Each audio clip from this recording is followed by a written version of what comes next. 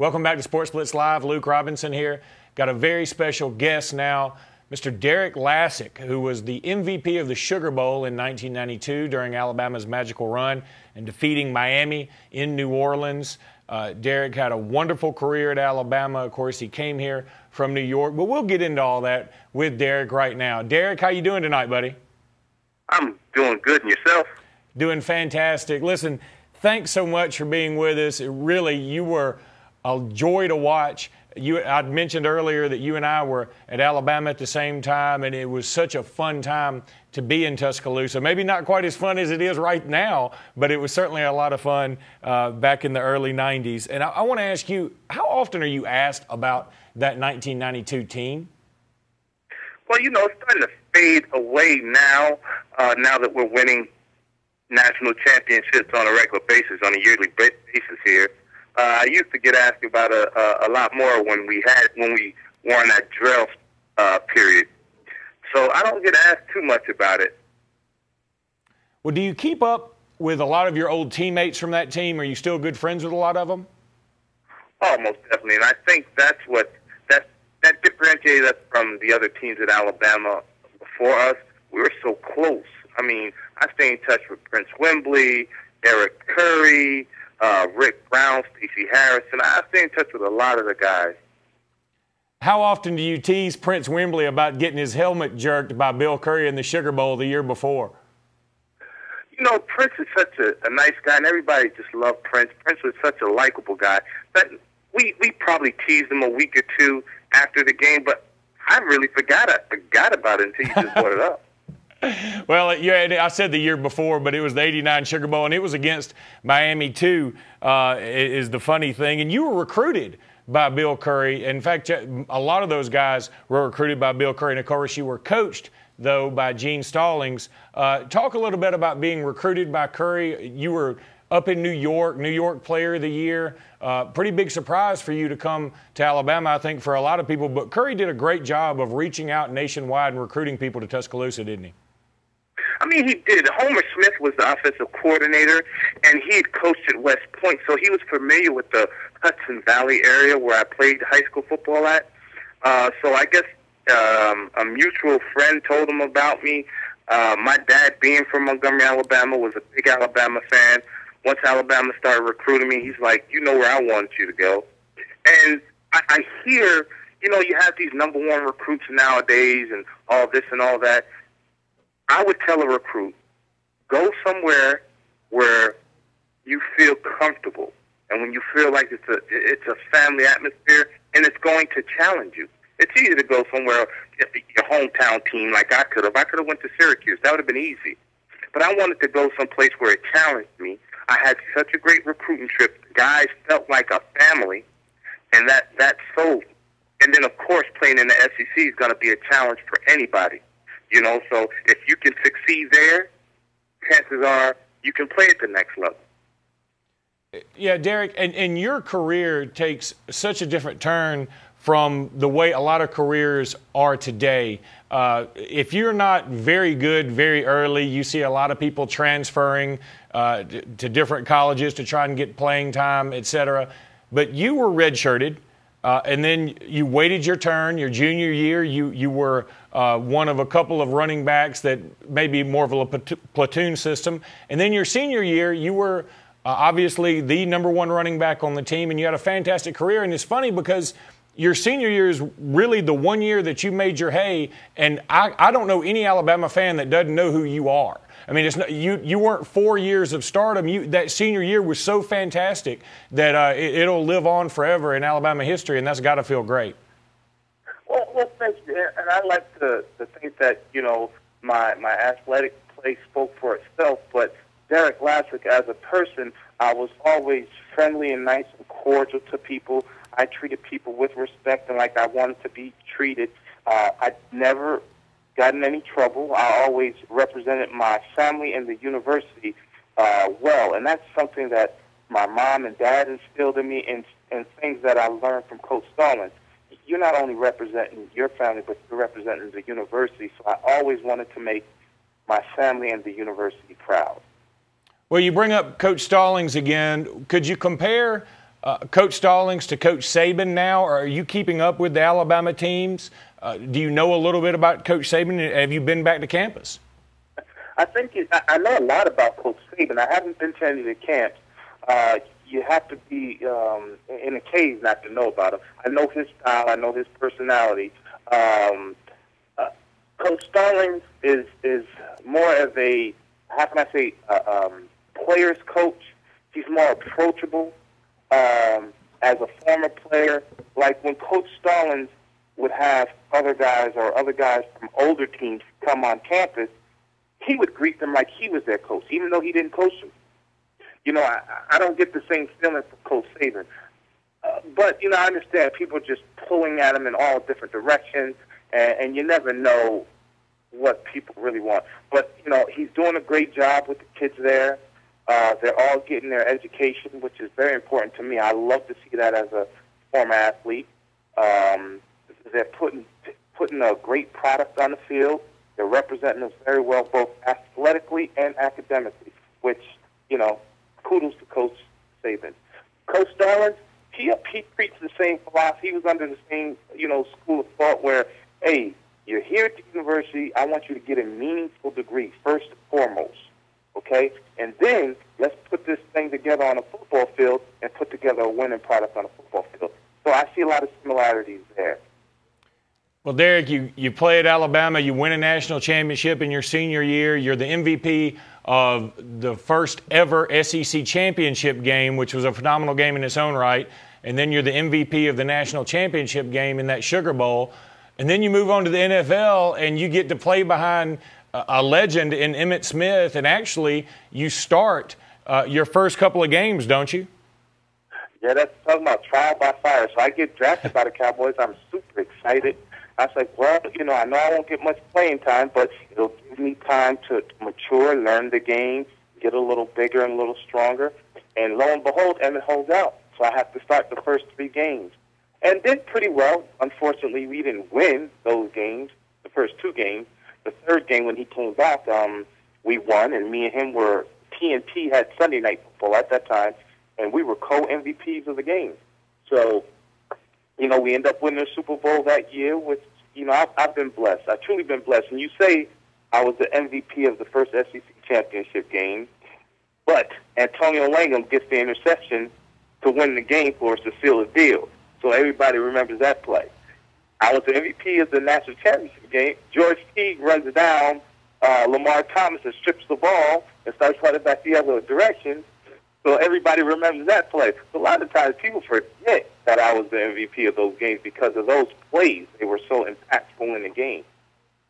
Yeah, I think everybody remembers that, and everybody remembers the Langham play. But it's kind of hard to forget your Fred Sanford, I'm coming to join you, honey, dance at the end of some of your touchdowns. Yeah. You know, I was a big Sanford and Son buff, and I don't know, one day I was in the hall, and I said, I'm going to do that in the end zone. And then Roosevelt Patterson was in the hall with me. I think we were in the middle of the giant hall getting haircuts. We had a barber come up cutting our hair. I said, man, Roosevelt, I'm going to do the big one, and then I'm going to fall back like I'm falling out, and you catch me. You know, so we kind of rehearsed it a little bit. But when I scored the first touchdown against Florida, I started doing it. Roosevelt was nowhere to be found, so I hit the ground and was freezing. I almost hurt myself. And then Roosevelt kind of picked me up like a little rag doll. It was. Oh, that's a great story. I hadn't heard that one before. Now, you also had somewhat of a movie career. You were in Any Given Sunday. I didn't realize that either. Talk a little bit about how you got the role and what your role was in the film. Well, I did a lot of stunt work. I lived in California, and I befriended a gentleman by the name of Mike Fisher. So he knew at that time I'd retired from the NFL. I was just finishing up my physical therapy. I ruptured my quad tendon, which ended my football career. He said, hey, man, we're putting this movie together, and, you know, we need some stunt guys. We need some guys with football knowledge. I'd love to pick your brain and see what you think. And at first, you know, because of the injury in football, I was kind of, I guess, mad at football and upset that my career was cut short. So I was like, nah, I don't want to be involved in football. I'm moving on with my life. And then he called me back. He was persistent. He called me back and he said, this would be a great opportunity. This is way you can get into the movie industry. They make a lot of sports movies. This could be another career for you. And I said, man, I'll give it a shot. So, I did a lot of stunt work. So I'm the guy that they would call in to do like the flips and the big hits, take big hits, or deliver big hits on quarterback. Specialty things that the other guys, who most of the guys played Division II football and things of that nature. Some of them played Division I football, but very few of them played on the level that I played, in the NFL. So it gave me an opportunity to get into the movie business. I also did Remember the Titans. I was a technical advisor for that, put together all the football scenes. And I worked on a couple other movies, The New Guy and Second String. Wow, so you've actually gone on and done some more in the film industry. That's great.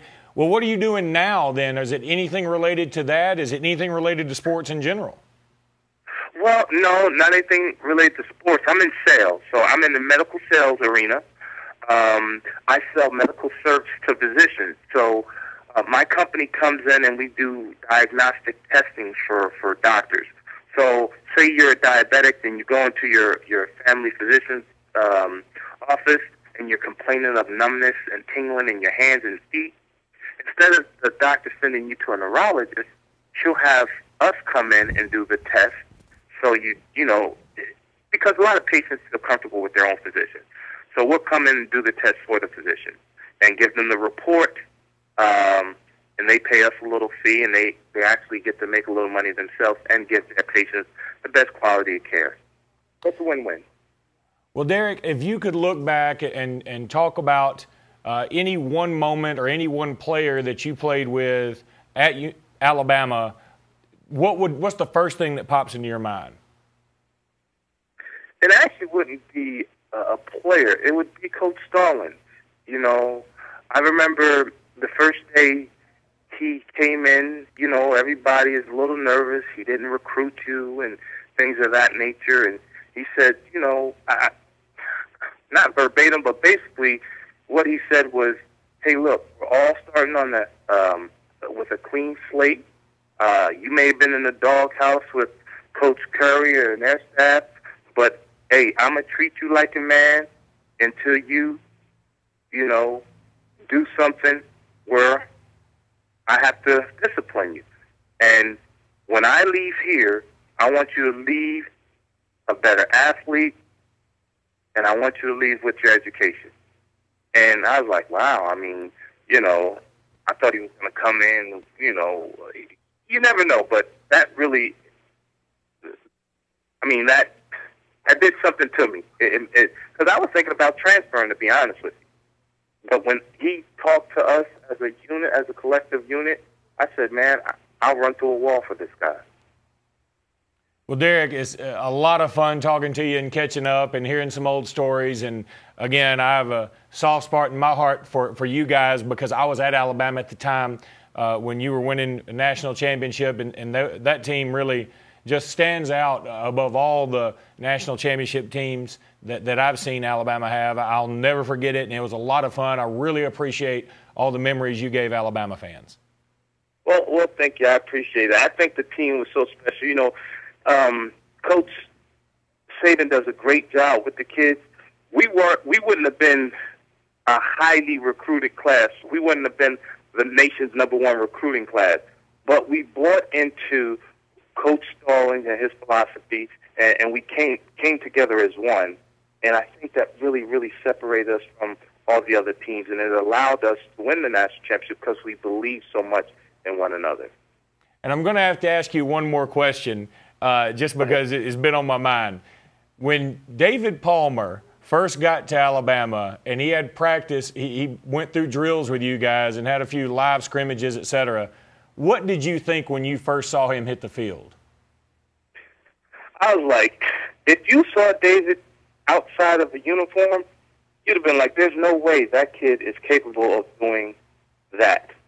And the way he was breaking ankles and making guys miss on our practice field, and we had some pretty good defenders now.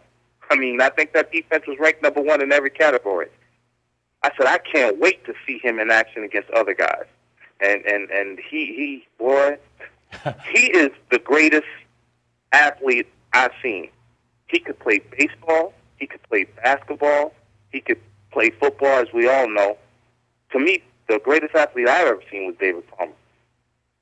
Well, I got to say, I played basketball with him some at the Rec, and he was something to watch. I mean, he was incredible, and you're absolutely right. When you see him outside of uniform, and sometimes even in uniform, he was so small you think there's no chance that he's going to be able to do this or catch that or make this guy miss. He was something to watch. But, of course, you were too, and that whole defense was, and Jay Barker even had his moments.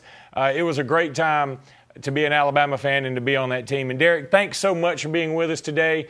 This is something we hope to get started, that we get some old Alabama players, older Auburn players, and talk to them about some of the past teams. And you're going to be the first one, and we really do appreciate your time. I thank you. And let me give out a big roll tide to the Tide Nation. Thanks again, Derrick. We'll have you on again sometime, okay? Yes, sir. That was Derrick Lassic. An absolute superstar in his time, especially in the 1992 season. It was so much fun to watch him. Really appreciate his being with us. We'll be back in just a minute with more Sportz Blitz Live.